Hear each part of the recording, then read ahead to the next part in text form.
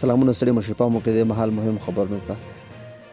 کابل ته له قزاقستان راغلی پلاوی وایي قزاقستان چمتو دی چې له افغانستان سره د کان کیندنې او طبي سرچینو په برخه کې همکاري وکړي. د قزاقستان د لومړي وزیر مرستیال سیرک ژومانګارین تېره ورځ کابل ته راورسېد.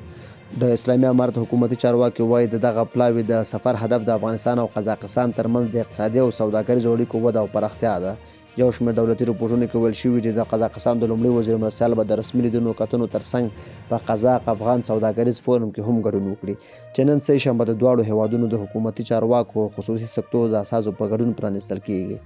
د طالبانو حکومت کې د افغانستان دولتي خبري اژانس باختر رپورټ ورکړی چې ښاغلی ژومانګارین او ورسره مل پلاوی به د اسلامي امارت له مشرانو سره پر اقتصادي سوداګریزو او ټرانزیټي اړیکو سربیره د زیربنایي پروژو په برخه کې هم د همکاریو د لا زیاتې پراختیا په اړه بحث او خبرې وکړي.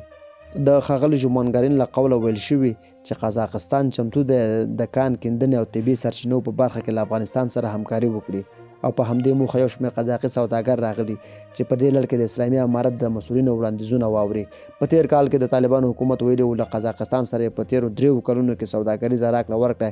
$1 میلیارډ ته رسېدلې ده او اوس د طالبانو حکومت مرستیال ویان حمدالله فطرت وایي د ریاست الوزرا اقتصادي مرستیال ملا عبدالغني برادر له ښاغلي ژومانګارین سره لیدنه کې ویلي چې پلان لري چې په راتلونکو څو کلونو کې دا کچه $3 میلیارډ ته ورسیږي.